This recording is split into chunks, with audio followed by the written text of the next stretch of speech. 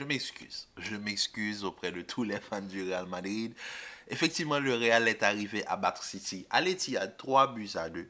Un but de Kylian Mbappé, un but de Brahim Diaz et un but à la toute fin de Jude Bellingham, suivi d'un doublé de Erling Haaland de l'autre côté.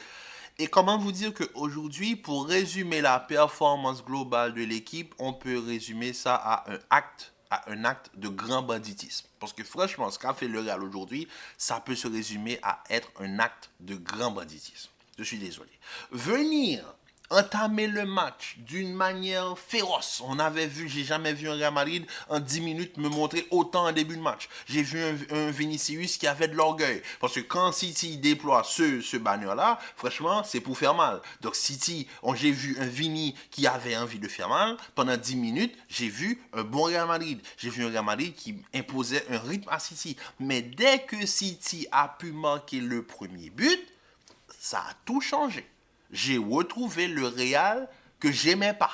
Le Real qui ne presse pas. Le Real qui, quand il défend en 4-4-2 avec deux joueurs de devant qui ne font aucun repli défensif. Vinicius et Mbappé dans ce 4-4-2 défensif, ça ne fonctionne pas. J'ai Rodrigo, oui. J'ai Valverde qui comble le poste de latéral. J'ai Bellingham qui se sacrifie, qui descend au niveau du milieu de terrain. J'ai Oli qui prend le côté gauche. J'ai Kamavinga et Ceballos qui sont là à ratisser de l'autre côté. Mais il n'y a aucun pressing. C'était mais vraiment agaçant de voir le Real Madrid après le premier but. Ils étaient là, ils ne faisaient aucun pressing, ils étaient là, ils regardaient City jouer. Tandis qu'on le voyait en début de match. City, ils ont montré qu'ils étaient faibles. Ils ont montré que ce n'était pas le City le City des grandes années précédentes. C'est pas le City qui venait, qui t'imposait un rythme. Non, ce City-là était prenable et on l'a vu dès le début de match. Mais à cause du but encaissé, on a vu que le Real est retombé dans leur travers. Et en deuxième mi-temps, quand City revient, City, ils attaquent la deuxième mi-temps d'une manière assez féroce. Parce qu'il n'y a pas une minute qui est passée, Haaland avait déjà touché la barre, touché le poteau, pardon. Donc quand tu vois la manière à laquelle City attaque la deuxième mi-temps, tu te dis, là, ça va pas, ça va. Non, là, mais il va falloir avoir de l'orgueil. Et là, on a eu un coup franc qui, je pense, a tout relancé. C'est le coup franc où Valverde tire au niveau du mur. Et Ceballos nous met un délice, mais vraiment un délice de caviar dans le dos de la défense. Et comment vous dire, accompagné d'une certaine dose de chance, parce que la frappe de Kylian, elle est complètement ratée. Déjà, il le prend du tibia, c'est comme ça. Donc, quand c'est votre jour, ça va rentrer. Cette frappe ratée trompe toute la défense. Ederson est pris, donc il n'y a pas photo, ça rentre dans le but. Donc, égalisation, un but partout. Et ensuite, il y a eu ce penalty gracieusement offert par Clément Turpin. Oui, parce que Clément Turpin était très clément avec City aujourd'hui. Parce que le penalty, il n'y a pas de penalty. Mais jamais de la vie. C'est hors déjà de 1. Pour moi, le contact, c'est hors de la surface. Et le pied de Foden, même quand on regarde le pied, quand on tourne la caméra, quand on regarde la VAR, le pied est sur la ligne. C'est-à-dire qu'il n'est même pas dans la surface. Le penalty a été gracieusement offert à City. Et là, Haaland marque le 2 à 1. Franchement, quand j'ai vu le penalty, je me suis dit, c'est là que le Real va devoir montrer qu'ils ont de l'orgueil. Parce que déjà, de 1, il n'y a pas penalty. Et perdre comme ça, pour moi, ce serait très, très, très mal vu. Donc, il devrait montrer quelque chose. Mais bizarrement, qu'est-ce qu'Ancelotti m'a fait déjà à la 80e minute de jeu, c'est le premier changement de la part d'Ancelotti, il me fait rentrer Luka Modric. Ok. Quand j'ai vu qu'il me fait sortir Ceballos, qui est métronome derrière, avec Kamavinga en train d'organiser le jeu, en étant ce meneur de jeu reculé, il me le fait sortir pour rentrer Modric, je me suis dit, là, on ne peut rien faire. On ne va pas pouvoir gagner. C'est pas possible. Parce que le problème, c'est que Ancelotti, j'ai l'impression, et ça, c'est pas la première fois que je le répète encore une fois, que tu gagnes ou que tu perdes, il ne peut pas faire confiance aux jeunes.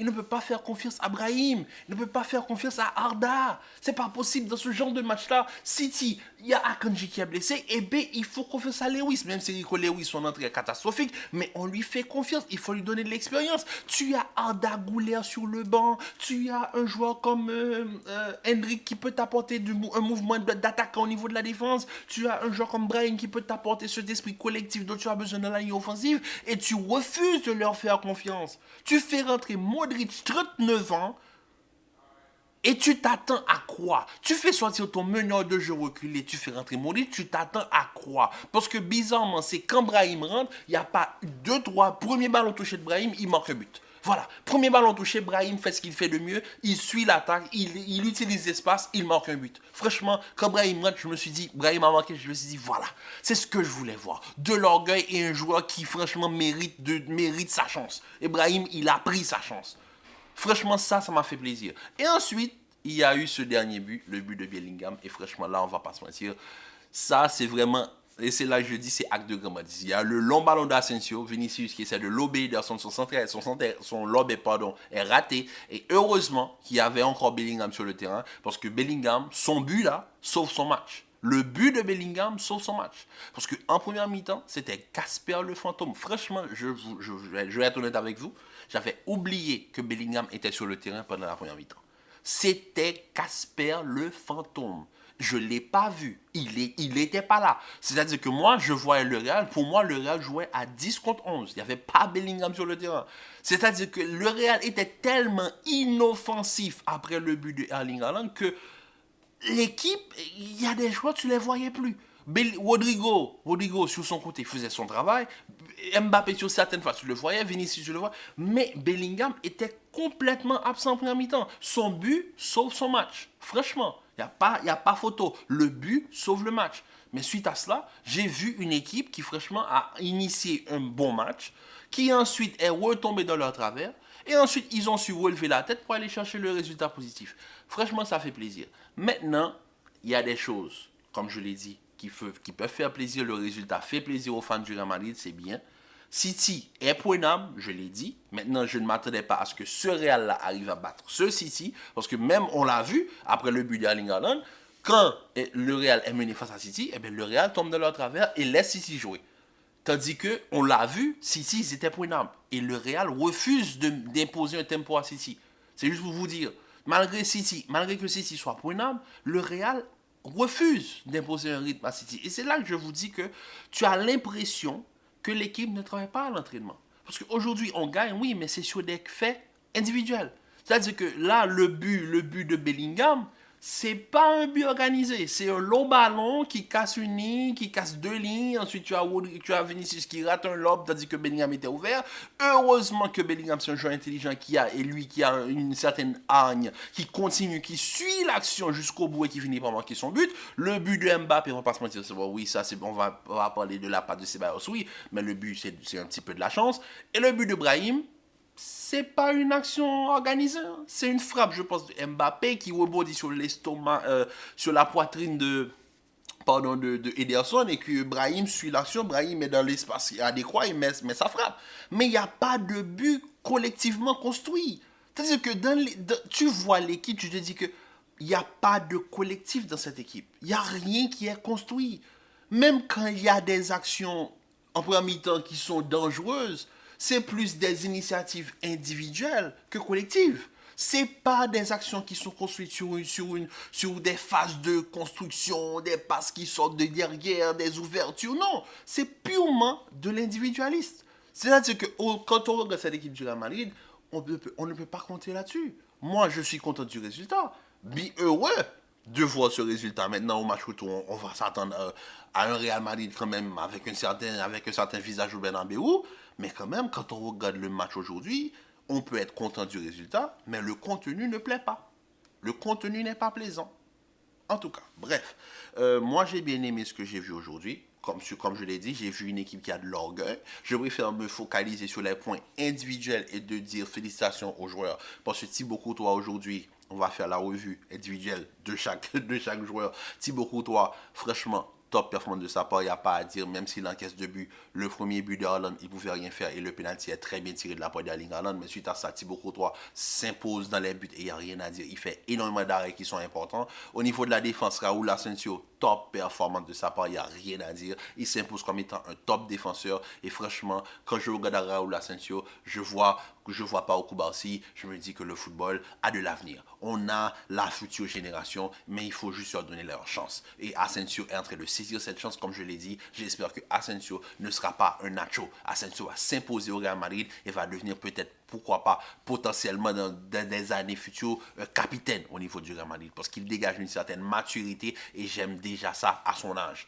Si à son jeune âge, il a déjà ce tempérament, qu'est-ce que ça va être quand il sera à son top niveau? Tchouaméni au niveau de la défense centrale.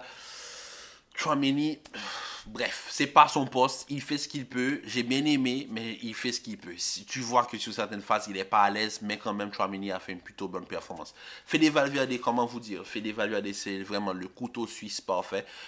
Ailier droit, pendant la période, l'année où Benzema remporte le Ballon d'Or, on se rappelle de Fede Valverde, ailier droit. Fede Valverde, milieu de terrain l'année dernière, Fede Valverde latéral cette année. Franchement, Fede Valverde, on peut le mettre jouer. Même gardien de but, j'ai l'impression qu'il jouera, il jouera à son top niveau. Fede Valverde top niveau. Ferland Mendy, comment vous dire? Mendy, c'est compliqué. Cette saison, c'est compliqué. C'est très compliqué avec Ferland Mendy. Ferland Mendy, j'ai pas aimé du tout. Et quand Foden est rentré, franchement, j'ai eu mal à la tête. J'ai l'impression que Foden allait lui faire la misère et je me suis pas trompé. Savigno a quand même pu prendre le dessus sur Ferland Mendy sur quelques actions, mais Ferland Mendy, comme je l'ai dit, cette saison, on l'a perdu. C'est pas le Ferland Mendy de l'année dernière, mais quand même plutôt bonne performance de sa part. Plutôt bonne, je le dis bien, plutôt bonne. Au niveau du milieu de terrain, Ceballos, j'ai pas à décrire. Ceballos, je le répète, c'est le quarterback de cette équipe du Real Madrid. C'est vraiment celui qui organise le jeu et franchement, j'espère juste qu'il sera valorisé pour le joueur qu'il est, parce que Ceballos apporte tellement de stabilité devant cette défense avec Kamavinga aujourd'hui. Franchement, c'était top performance de sa part. Ceballos apporte tellement au niveau de cette équipe et j'espère juste que Ancelotti apprécie, parce que franchement, Ceballos s'installe de plus en plus, match après match, dans ce 11 de départ. Kamavinga aujourd'hui a joué un top match. Au niveau de la récupération, c'est peut-être l'un des seuls Madrilènes à récupérer des ballons très hauts sur le terrain, à essayer d'imposer quelque chose à City, à essayer de faire quand même reculer le milieu de terrain de City. Il était le seul, franchement le seul, comme je l'ai dit. Bellingham, comme je l'ai dit, son but sur son match, première mi-temps, catastrophique. Deuxième mi-temps, on a vu un Bellingham on l'a trouvé sur certaines phases, la tête qui passe tout près du but. On voit il y a une balle, si je ne me trompe pas, de Bellingham. On voit qu'on essaie de le trouver. Et en fin de match, il manque son but qui délivre le Real Madrid avec la célébration iconique. Franchement, Bellingham, première mi-temps, comme je l'ai dit, catastrophique. Deuxième mi-temps, il y a eu du mieux, même si son but sauve son match. Au niveau de l'attaque, Kylian Mbappé aujourd'hui, j'ai pas trop aimé. J'ai pas trop aimé, mais bon, bref, c'était pas, je pense pas qu'il était mis dans les bonnes conditions. Il y a eu certaines actions où je pense qu'il y avait mieux à faire, mais il a quand même manqué son but aujourd'hui. Mais bon, comment vous dire, pour moi, comme je l'ai dit, il n'y a pas de collectif pour le moment, c'est purement individuel au niveau de l'attaque. Donc, Kylian a fait son match et il marque son but. Pour moi, c'est une bonne performance de la part de Kylian Mbappé. Vinicius aussi, en début de match, j'ai bien aimé. Le fait de vouloir faire la différence, le fait de vouloir faire mal à City et de jouer avec de l'orgueil, ça a fait plaisir aussi. Même si en cours de jeu, il y a eu certaines actions où il y avait mieux à faire, mais on connaît Vinicius, c'est un joueur, on peut lui donner un certain crédit après l'année qu'il nous a fait l'année dernière. Mais Vinicius, je le dis, ne pousse pas trop sur la gâchette, parce que franchement, on arrive à un point quand même où des fois, ça casse les pieds. Il y a mieux à faire, lève la tête et sois intelligent. Comme je l'ai dit, on t'a connu pour être un joueur ultra collectif, donc oui, tu peux avoir ce côté individuel sur certaines actions, mais parfois, oh God, parce que Kylian se propose, Bellingham se propose, Rodrigo se propose, ne les ignore pas. Et on va terminer par mon chouchou du point de vue offensif, Rodrigo, qui pour moi a fait un très bon match. Rodrigo fait les différences sur son côté. Malheureusement, Rodrigo n'est pas suivi sur certaines actions. Mais quand même, Rodrigo, il a fait son match sur son côté droit et j'ai rien à dire. Les rentrants, Brahim a marqué son but, ça fait plaisir. Modric, c'était pas nécessaire de faire jouer Modric, mais bon, il est rentré. Je ne sais pas ce que Modric a apporté, mais bon, bref, si vous voyez ce que Modric a apporté, vous me le dites en commentaire. En tout cas, la famille, prenez soin de vous, commentez, likez, partagez, restez en paix, en santé. Ils m'ont fait mentir, ils ont gagné, alors tant mieux. Donc, on se dit à très vite pour une nouvelle vidéo. Peace.